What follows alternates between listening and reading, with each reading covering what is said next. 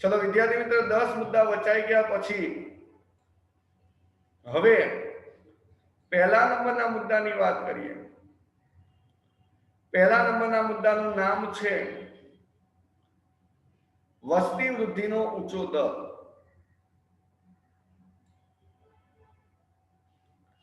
વસ્તી વૃદ્ધિના ઊંચા દરને કારણે આપણા ભારત દેશની અંદર બેરોજગારી વધે છે। હવે કઈ રીતે વધે છે એ આપણે આ ટોપિકની અંદર સાબિત કરવું પડશે કે ભારતમાં વસ્તીનું કદ અને વસ્તી વૃદ્ધિનો દર આ બંનેનું પ્રમાણ કેવું જોવા મળે છે? ઊંચું। અને આમ તો 7મું ચેપ્ટર જ્યારે ભણશું ત્યારે 7મા ચેપ્ટરની અંદર આ બંનેની વ્યાખ્યા ભણવામાં આવશે। વસ્તીનું કદ એટલે શું, વસ્તી વૃદ્ધિનો દર એટલે શું?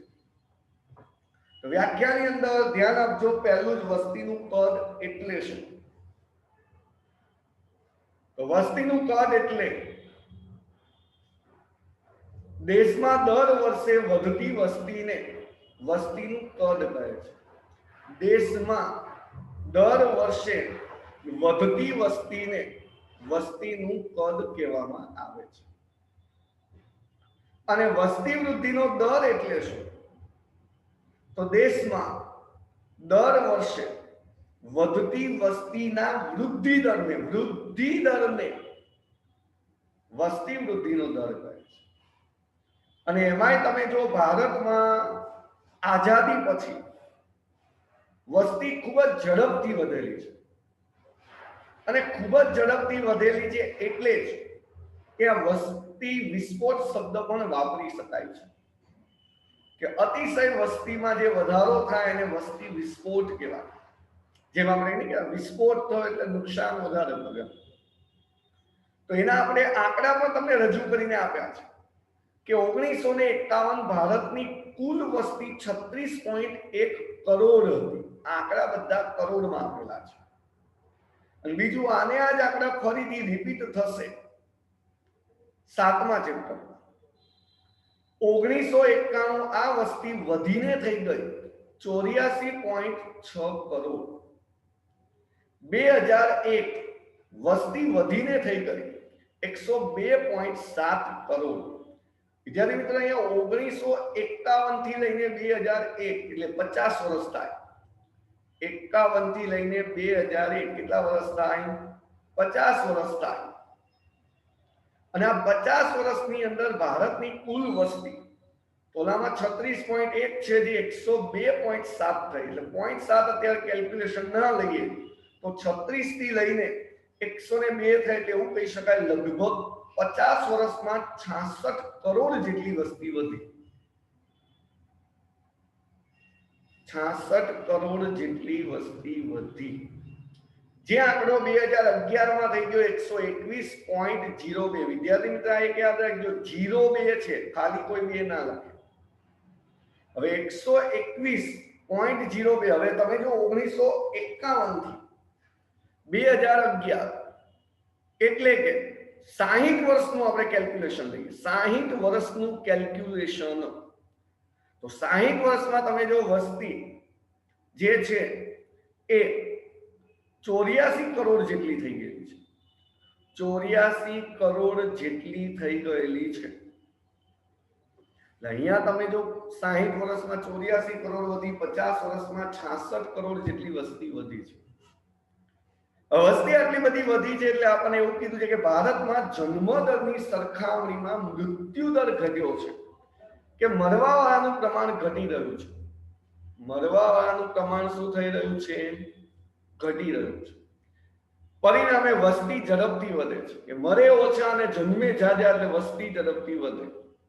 અને વસ્તી વૃદ્ધિ દર સાથે રોજગારીની તકો પણ અપૂરતી છે કે આપણા દેશમાં જેટલી ઝડપથી વસ્તી વધે છે એટલી ઝડપથી રોજગારી વધતી નથી। એટલે લોકો તમે જો જે વસ્તી વધે છે ભણીને ડિગ્રી લઈને જ્યારે બહાર નીકળે છે તો સામે એટલી રોજગારી ન હોવાથી એ લોકોને ડિગ્રી લીધા પછી પણ કામની શોધમાં બહાર ભટકવું પડે છે।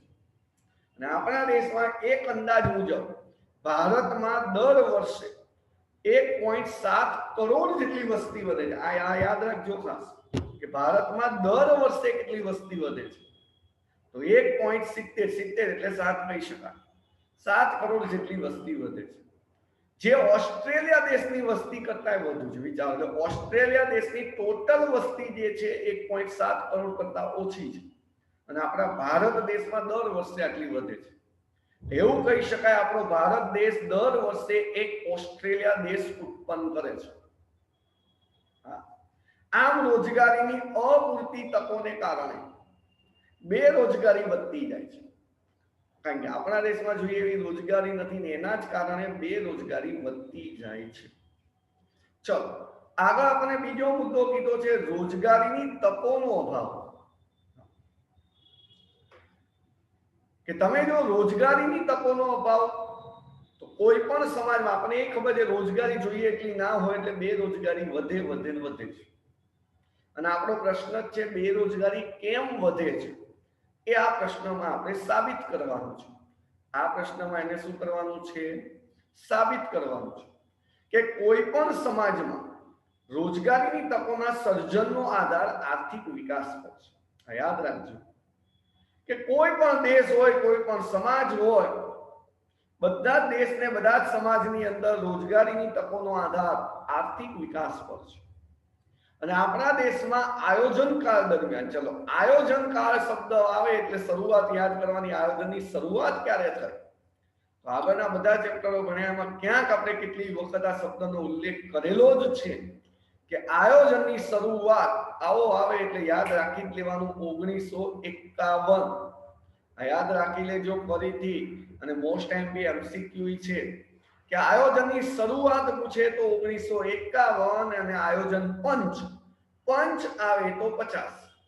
કે આયોજન પંચની રચના ક્યારે થઈ તો 1950, આયોજનની શરૂઆત ક્યારે થઈ તો 1951. અને આપણા દેશમાં આયોજન કાળ દરમિયાન એટલે આઝાદી પછી એવું કહી શકાય કે 1951 એટલે આઝાદી પછીના વર્ષમાં જ આવે. 1951 થી આપણા દેશમાં આર્થિક વિકાસનો દર નીચો રહ્યો છે.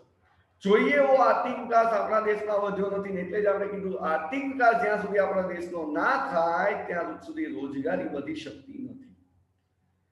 પરંતુ આપણા દેશમાં આર્થિક વિકાસનો દર વધ્યો, સામે રોજગારીની જોઈએ એવી તકો ના વધી, કારણ કે આર્થિક વિકાસ આપણા દેશમાં ધીમા દરે વધ્યો છે. એમાં આપણે કીધું છે 1951 થી લઈને 1980 એટલે 30 વર્ષનો સમયગાળો, 3 દાયકા એવું કહી શકાય. 30 વર્ષ એટલે 3 દાયકા, અને આ 3 દાયકા દરમિયાન આર્થિક વિકાસનો દર 3.5% રહ્યો છે. આ આંકડો 2002 થી 2007 એટલે એવું કહી શકાય 10મી પંચવર્ષીય યોજના.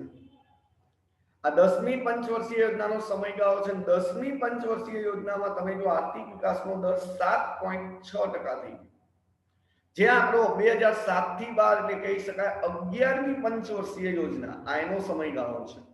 અને આ 11મી પંચવર્ષીય યોજનામાં આર્થિક વિકાસનો દર 7.8% થયો. અહીંયા તમે જો આંકડા જોઈ શકો છો તો આર્થિક વિકાસનો દર વધ્યો છે, પણ સામે રોજગારી જોઈએ એવી નથી વધી. કેમ? કારણ કે આપણા દેશમાં તમે જો આર્થિક વિકાસ હકીકતમાં વધ્યો છે, પણ આર્થિક વિકાસ જોઈએ એવો નથી વધ્યો. અને તમે જો રોજગારી અને આર્થિક વિકાસ એક સિક્કાની બે બાજુ છે.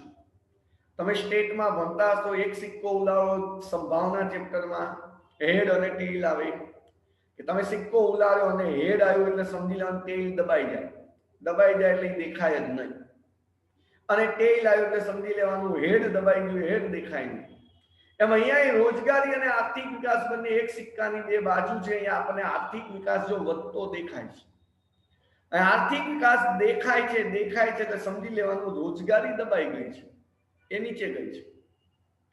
અને એટલે જ કહેવામાં આવે છે કે આયોજન કાળ દરમિયાન આર્થિક વિકાસનો દર વધ્યો હોવા છતાં રોજગારીની તકોમાં ઓછો વધારો થયો છે. અને એનું મુખ્ય હજી એક કારણ આપણને આપ્યું છે ખેતી ક્ષેત્રે હરિયાળી ક્રાંતિ આવી. ચલો આ યાદ રાખજો, આઈએમપી બીજો એમસીક્યુ કે હરિયાળી ક્રાંતિ ભારતમાં ક્યારે થઈ?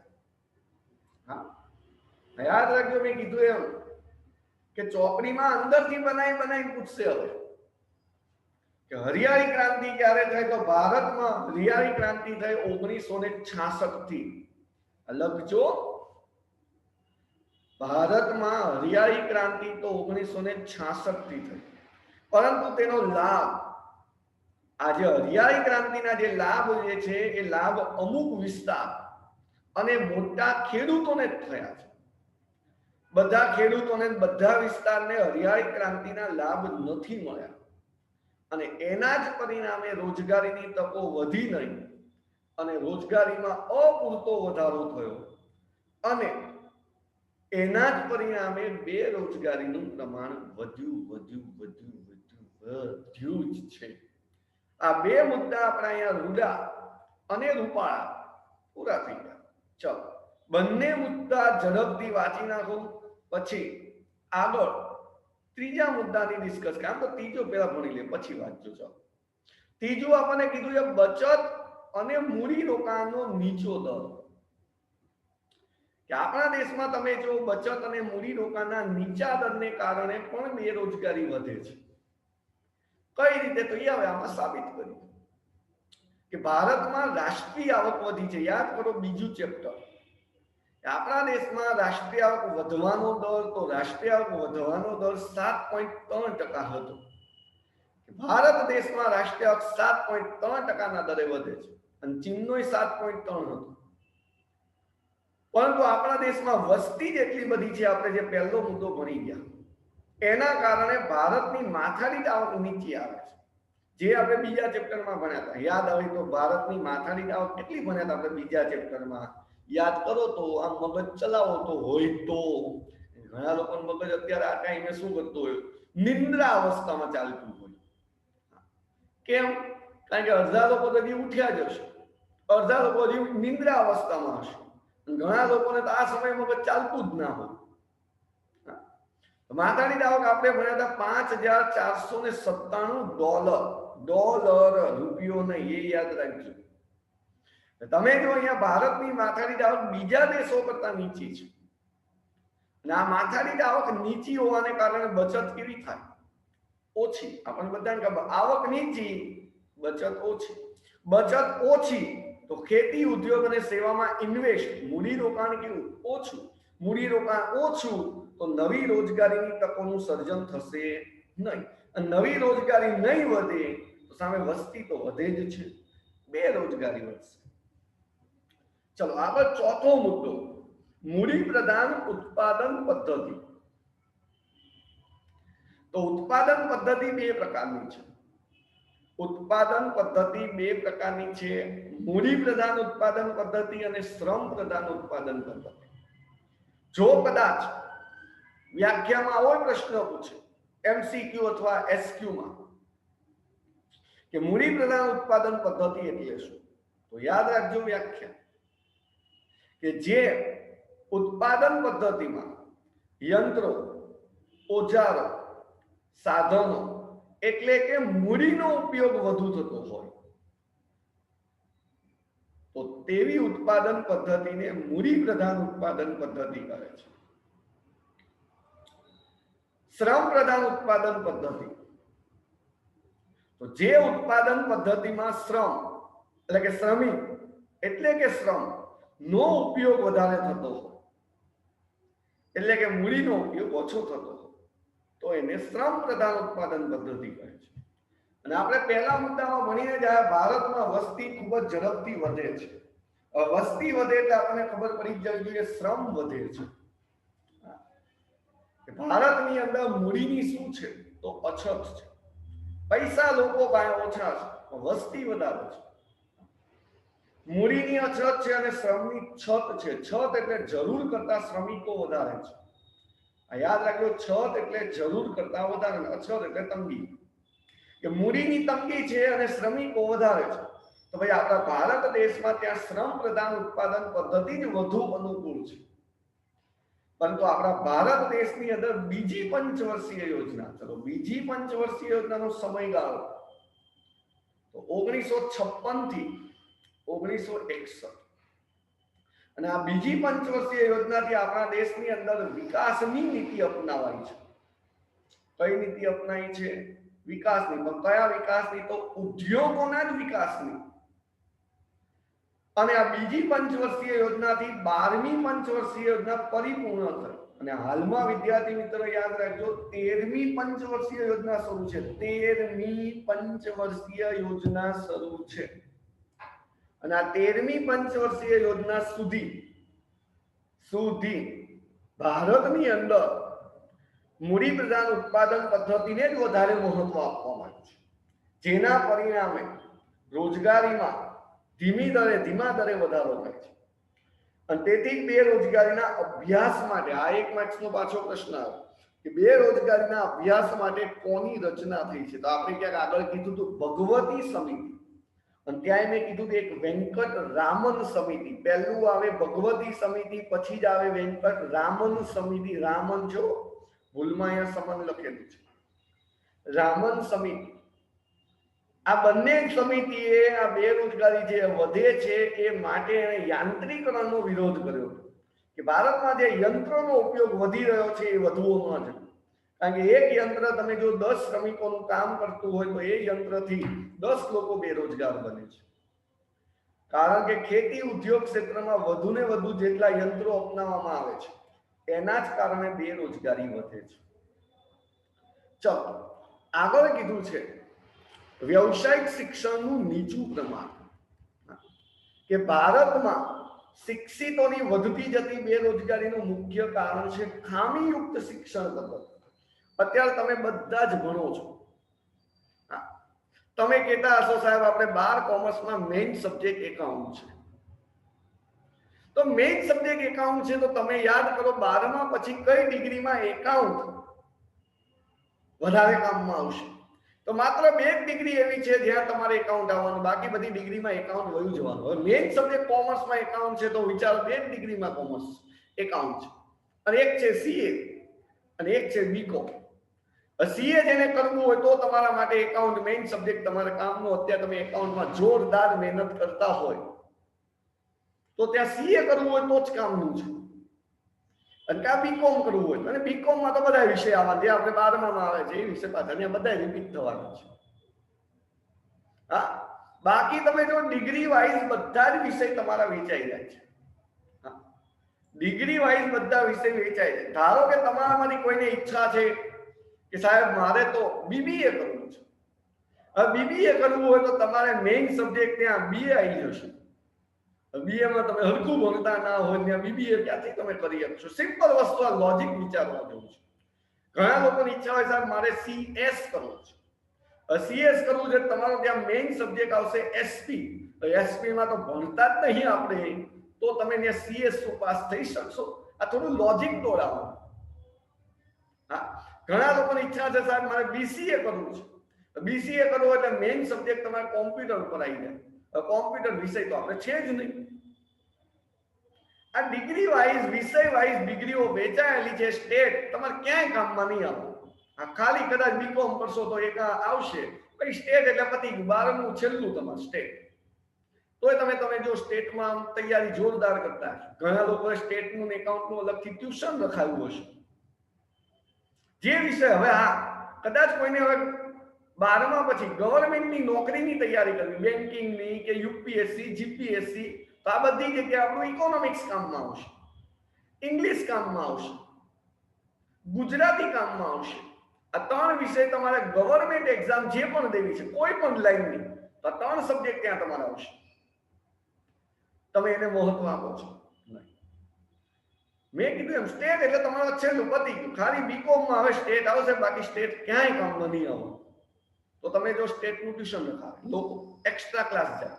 એકાઉન્ટ તો તમે મેં કીધું એમ સીએ કરવું હોય અથવા બીકોમ કરવું હોય તો જ કામનું, બાકી તમારે એકાઉન્ટ પતી ગયું. હા, એમબીએ કરવું હોય તોય તમારે મેં કીધું એમ બીએ મેઇન સબ્જેક્ટ ઉપર આ બધા આવે છે.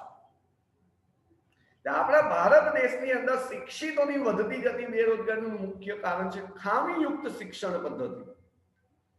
કે દેશમાં દરેક ક્ષેત્રે બદલાતી જતી કાર્ય પદ્ધતિને અનુરૂપ કામ કરી શકે. આમ તો વિદ્યાર્થી મિત્રો 5મો મુદ્દો નેક્સ્ટ લેક્ચરમાં આપણે આવશે. આ 4 મુદ્દા શાંતિથી વાંચી લો. મેં કીધું એમ કે જે તમે ભણો છો એમાં સબ્જેક્ટને ધ્યાનમાં રાખીને વિષય પસંદ કરવા. કારણ કે જેટલા તમે સબ્જેક્ટને ધ્યાનમાં રાખીને વ્યવસ્થિત ડિગ્રી પસંદ કરશો તો તમે આગળ એ ડિગ્રીમાં આગળ જઈ શકશો વ્યવસ્થિત રીતે. બાકી મેં કીધું એમ અત્યારે કરેલી ગાંડી મહેનત તમે ડિગ્રી આખી અલગ કરો. તમે કદાચ 3 ઇડિયટ્સ જોયું હશે કે પહેલા એન્જિનિયરિંગ કર્યું, પછી MBA કર્યું, પછી બેંકમાં નોકરી કરે. એની જેવું થાય ગધો, અને કદાચ ગધા મજૂરી જેવી, કે પહેલા એન્જિનિયરિંગ કર્યું, પછી MBA કર્યું અને પછી નોકરી કરે બેંકમાં.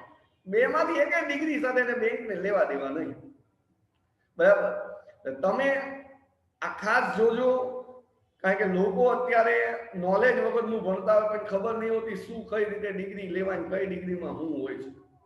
કે મારા મિત્રે MBA કર્યું તો હું MBA કરું, મેં આને CA કર્યું તો હું CA કરું. પણ તમને ખુદને ખબર હોય છે કયા વિષયમાં તમે એક્સપર્ટ છો. એમાં એવું જ કહેવા માંગે છે કે તમારે જે ડિગ્રીમાં તમને જેમાં વધારે નોલેજ હોય એમાં જાઓ. બરાબર? ચલો વાંચી નાખો 4 મુદ્દા. પછી આગે ઇઝ દેખતા.